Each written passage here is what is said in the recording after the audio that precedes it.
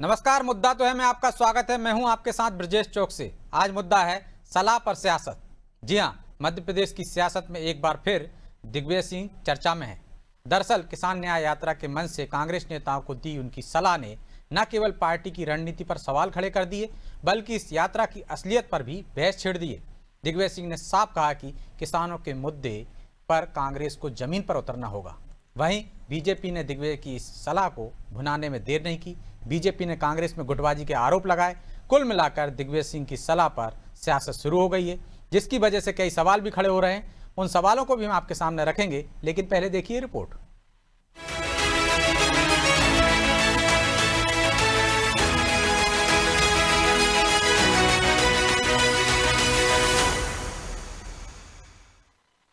हमारे अध्यक्ष जी, आपकी किसान कांग्रेस के अध्यक्ष जी, आपसे भी मेरा अनुरोध है, अरे थोड़ा जमीन पकड़ो, जमीन नहीं पकड़ रहे। किसानों के सहारे बीजेपी को घेरने निकली कांग्रेस को दिग्विजय सिंह ने ऐसी सलाह दी जो अब पार्टी की मंशा पर ही सवाल खड़े कर गई। उज्जैन में किसान न्याय यात्रा के मंच से पीसीसी चीफ जीतू पटवारी और किसान कांग्रेस अध्यक्ष को दिग्विजय सिंह ने किसानों के मुद्दों को पकड़कर जमीन पर उतारने को कहा। अब उनकी सलाह के कई मायने निकाले जा रहे हैं। सवाल तो ये भी उठ रहा है कि क्या किसान न्याय यात्रा महज एक दिखावा है?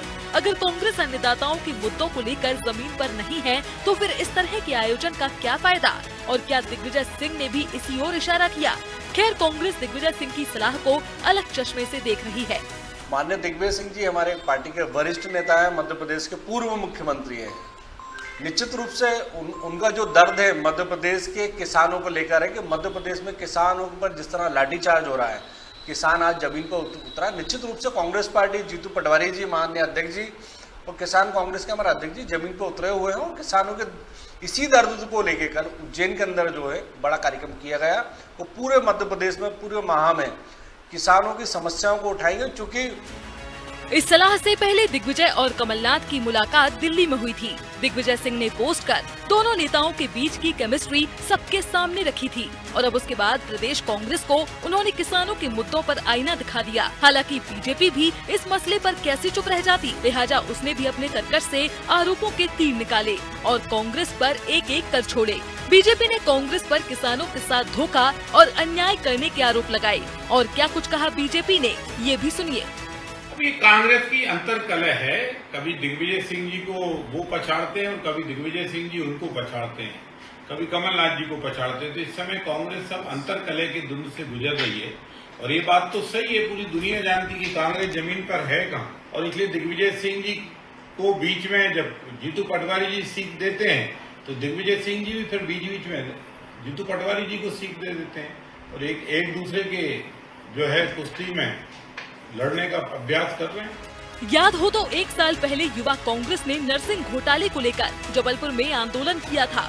उस वक्त भी दिग्विजय सिंह ने नसीहत दी थी कि अगर घोटाले से जुड़ा कोई पीड़ित मंच पर नहीं है तो ये आंदोलन किस बात का है। खैर, दिग्विजय अक्सर अपने बयानों और नसीहतों से पार्टी को दुविधा में डालते रहे हैं और इस बार भी उनकी सलाह पर सियासत गरमा रही है। हालांकि अब देखना ये होगा कि बीजेपी इस मौके को कैसे भुनाती है और कांग्रेस इस सलाह पर कितना काम करती है। ब्यूरो रिपोर्ट, अनादि टीवी।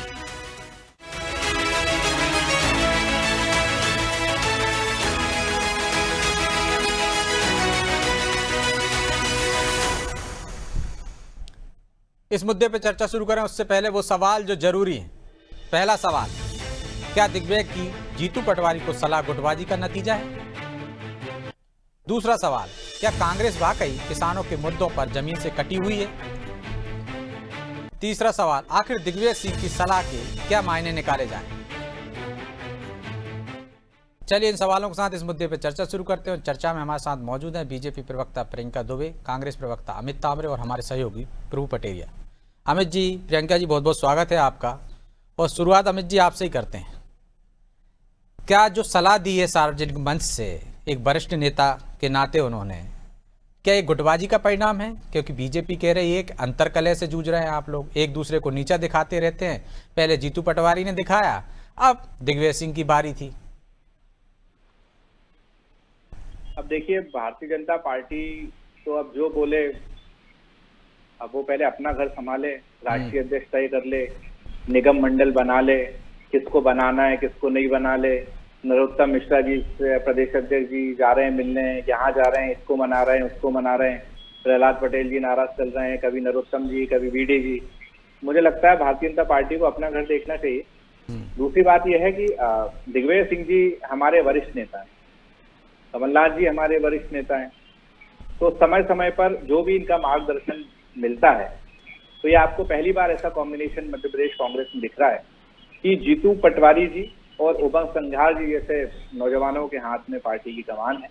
सदन के अंदर उमंग जी बेहतरीन तरीके से मध्य प्रदेश की जनता की लड़ाई को लड़ते हैं और सड़क पर जीतू पटवारी जी लड़ते हैं। तो इसमें कोई गलत बात नहीं है, क्योंकि हमारे यहाँ ये परंपरा नहीं है कि अपने गुरु को, जैसे मोदी जी ने अपने गुरु आडवाणी जी को जो है मार्गदर्शक मंडल में डाल दिया। हमारे यहाँ ऐसी परंपरा नहीं है। हमारी पार्टी के जो सीनियर हैं हमेशा उनको सर्वोच्च सम्मान दिया जाता है। और गुटबाजी की जहां तक बात है, तो 1-1.5 साल हो गया निगम मंडल तय नहीं कर पा रहे हैं, तो इससे ज्यादा और गुटबाजी कहाँ होगी। यदि सब कुछ चंगा होता तो अभी तक तो सारे निगम मंडल बना दिए होते। नहीं तो अमित जी, क्या दिग्विजय सिंह जी सही कह रहे हैं कि जमीन से नहीं जुड़े हैं, चाहे किसान कांग्रेस के अध्यक्ष हों चाहे अध्यक्ष हों? देखिए, दिग्विजय सिंह जी का अपना एक अनुभव है लंबे समय का। 2003 तक 10 साल जो है वो मध्य प्रदेश के मुख्यमंत्री रहे, AICC में रहे, हमारे संगठन में रहे, राज्यसभा के सदस्य हैं, और आज भी मध्य प्रदेश में जहां भी चले जाओ एक एक पंचायत में उनके अपने लोग हैं।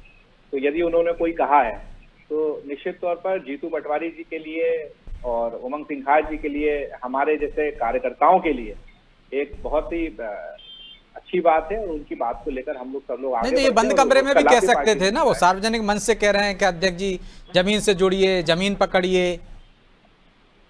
अब ये आप और हम तो तय कर नहीं सकते कि कौन क्या बोलेगा।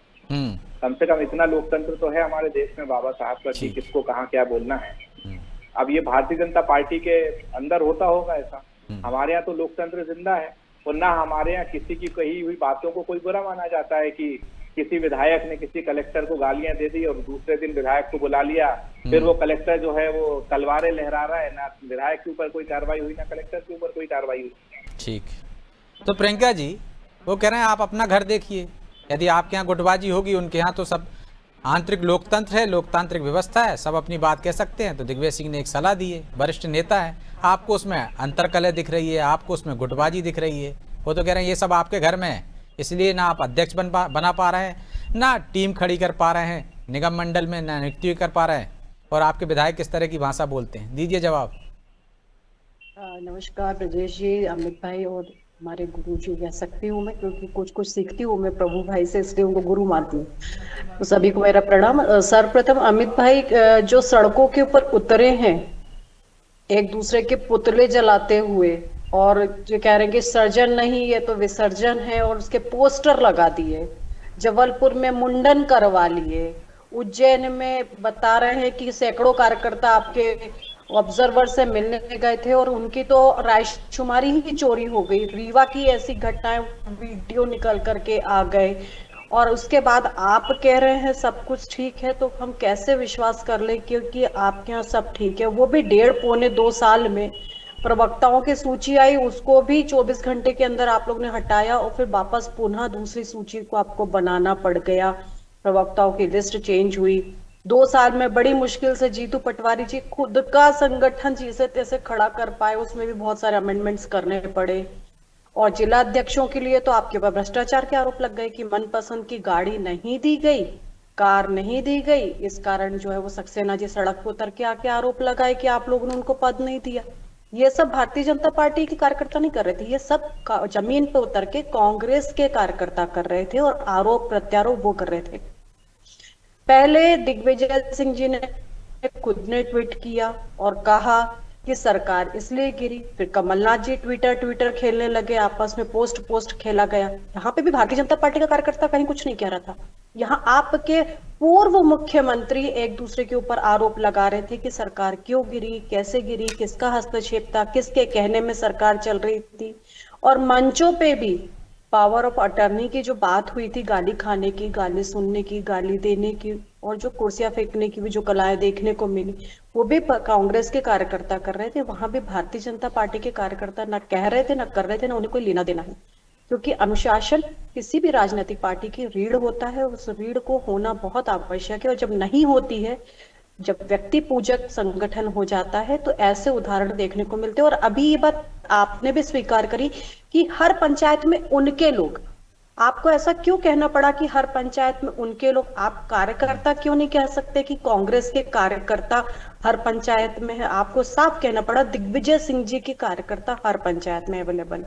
तो ये सारी गुटबाजियां, मैं नहीं कह रही हूँ, आपके खुद के प्रदेश अध्यक्ष जी ये बात स्वीकार कर चुके कि गुटबाजी का कैंसर आपकी पार्टी में है। अब पार्टी खत्म करनी है, ये कैंसर ये कार्यकर्ता निर्धारित करेंगे, परंतु कार्यकर्ता निर्धारित कैसे करेंगे जब वरिष्ठ ही कह रहे हैं मंच के ऊपर से कि जमीन पे उतरो, जमीन पे काम करो, जमीन पे आप लोग नदारद हो। और ये भी, उसकी भी पुष्टि आपके ही प्रदेश अध्यक्ष जी ने करी कि हमें भाषणों में हीरो आदमी नहीं चाहिए, जो बूथ पे हीरो हो वो हमें कार्यकर्ता चाहिए। ये बात आपके प्रदेश अध्यक्ष ने भी स्वीकार करी और अब आपके पूर्व मुख्यमंत्री बंटाढार जी ने भी स्वीकार करी। और ये सब कुछ कैतनी करने का जो लड़ाई चल रही है वो खुद आपके ही, लेकिन वो तो ये भी कह रहे हैं ना प्रियंका जी कि उनके यहाँ आंतरिक लोकतंत्र है, सब अपनी बात कह सकते हैं, आपकी तरह घर नहीं बिठा देते हैं, बुजुर्गों का सम्मान करते हैं।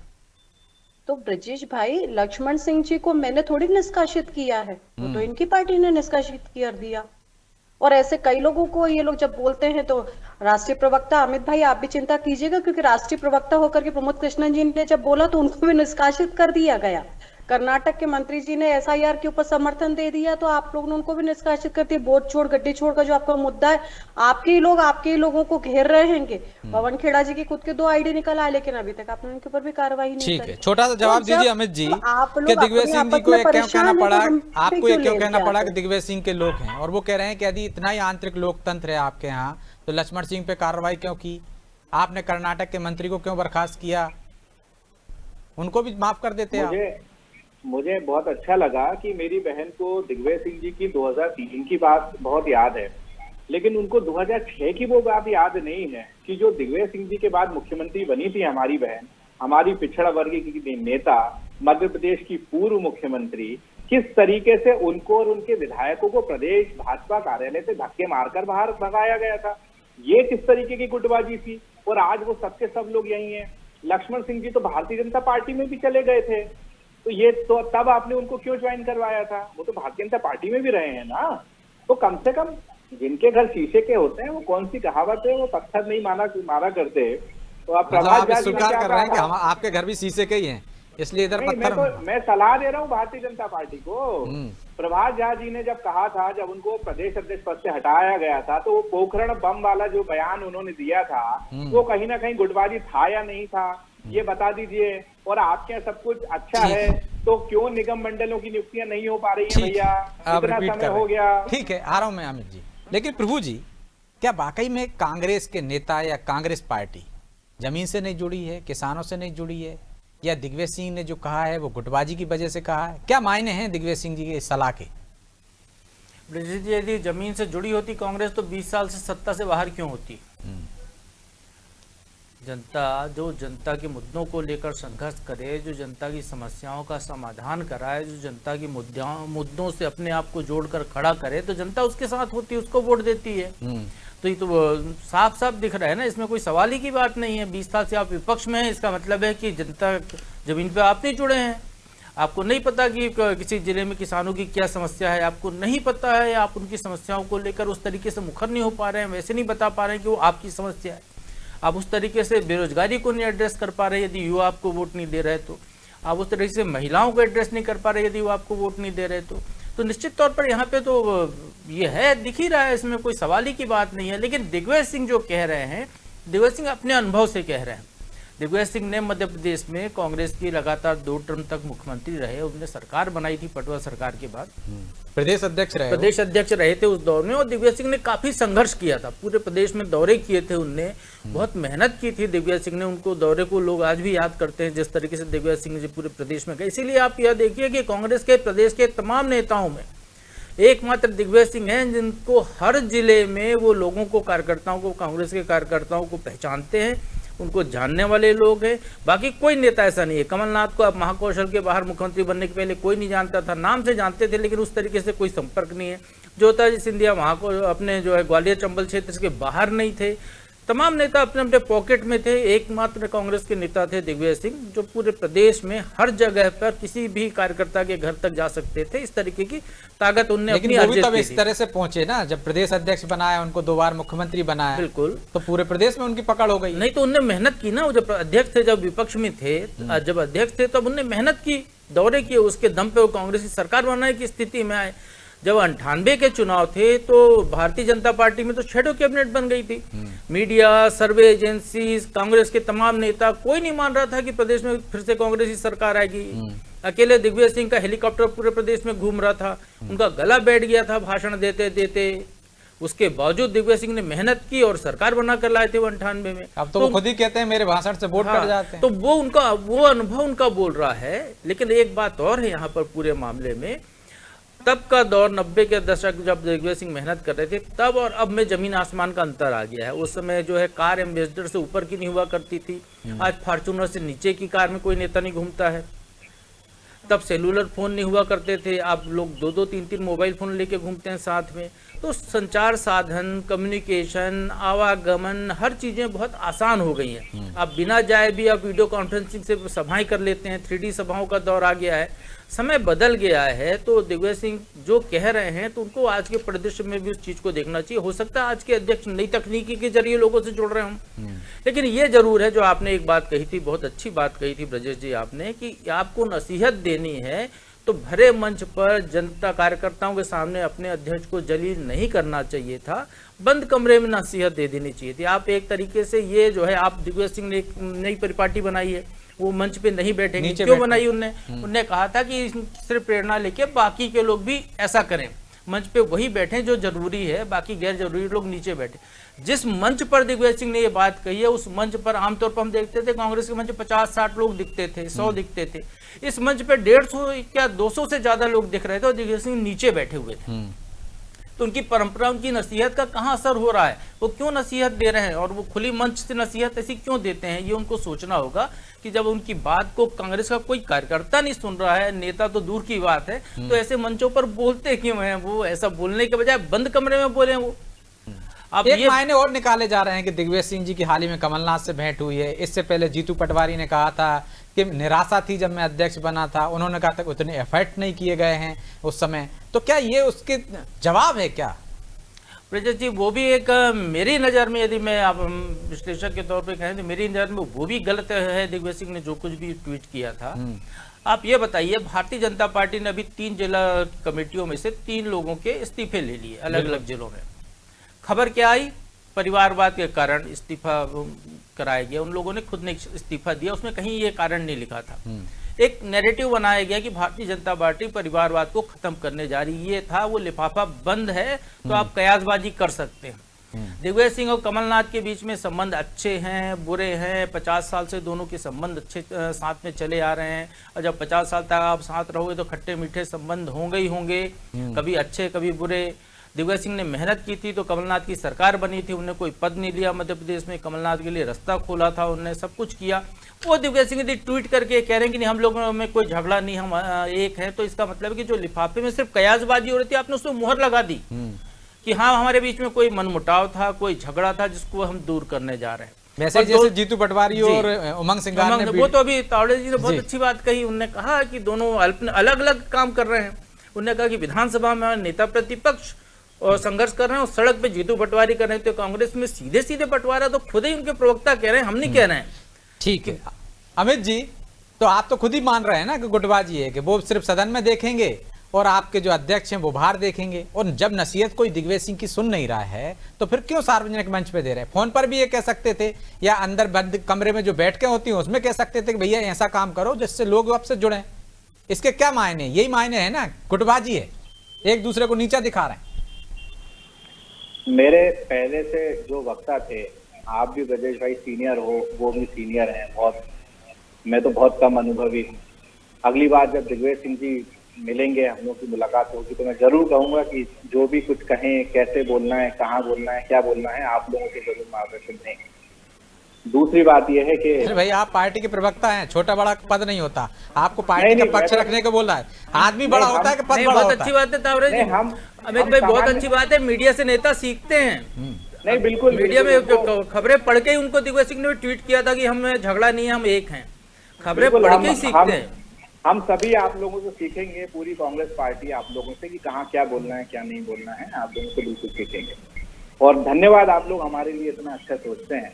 विषय हमारा है, डिबेट हमने रखी है, आप अपना पक्ष रखें इस पे कि आपके क्या पक्ष है उस पे।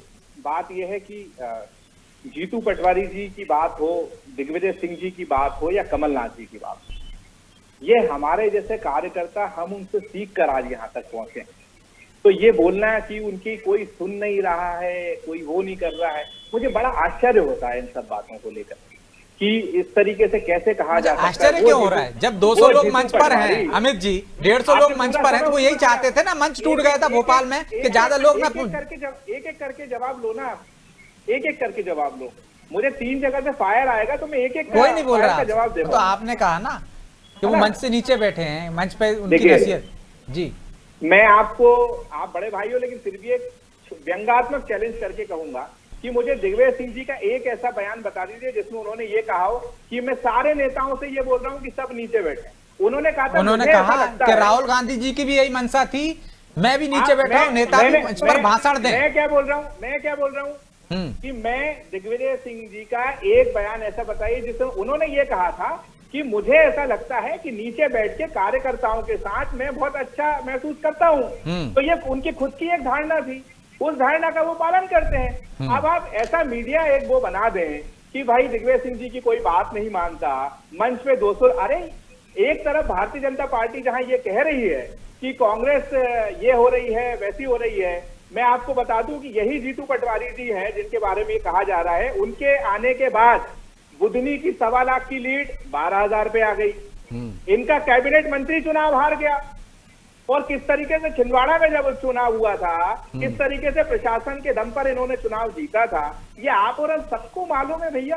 तो जीतू पटवारी जी से कितना डरी हुई ये सरकार है, उमंग सिंघार जी से किस तरीके से डरी हुई सरकार है। तो लोकसभा चुनाव में नहीं थे क्या जीतू पटवारी? और दिग्विजय सिंह जी को ये समझ नहीं आ रही कि कितनी डरी हुई है, तो उनको क्यों डिमोलाइज कर रहे हैं? कार्यकर्ताओं क्यों बता रहे हैं कि भाई अध्यक्ष आपके जमीन से ही नहीं जुड़े हुए हैं?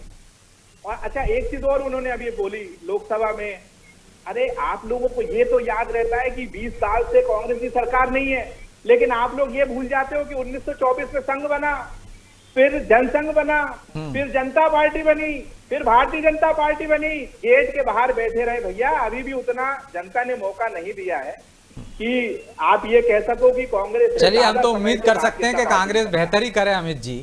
यदि सलाह दी है दिग्विजय सिंह जी ने, उसका अमल किया जाए ताकि आपके कार्यकर्ताओं से आपके नेता जुड़ सकें। बाल समय की बाध्यता है, इसलिए मैं बीच में आपको टोक रहा हूं, माफी चाहता हूं। इस चर्चा को यहीं विराम देना होगा। आप दोनों का बहुत बहुत धन्यवाद। तो निश्चित तौर पर दिग्विजय सिंह बड़े नेता हैं, सलाह दे सकते हैं और सलाह देनी भी चाहिए कांग्रेस के भले के लिए, लेकिन कांग्रेस इस सलाह को कैसे लेती है ये अलग बात है। यदि वो मंच से नीचे बैठ रहे हैं तो सलाह को किस तरह से ली, वो कह रहे हैं सलाह नहीं है, उन्होंने खुद के ऊपर लागू किया है। तो इससे क्या, जो वरिष्ठ नेता हैं यदि कोई चल रहे हैं, चाल चल रहे हैं या कोई ऐसा संदेश दे रहे हैं, तो उस पर बाकी के कार्यकर्ताओं को अमल क्यों नहीं करना चाहिए? क्योंकि उनके पद चिन्हों पर क्यों नहीं चलना चाहिए? चलना चाहिए। लेकिन कांग्रेस कहती है उनका खुद का निजी है, तो ये सलाह भी शायद उनकी खुद की हो या इस पर कांग्रेस अमल करेगी, ये तो आने वाला समय बताएगा। बहरहाल मुद्दा तो है। मैं इतना ही, मुझे दीजिए इजाजत और आप देखते रहिए अनादि टीवी। नमस्कार।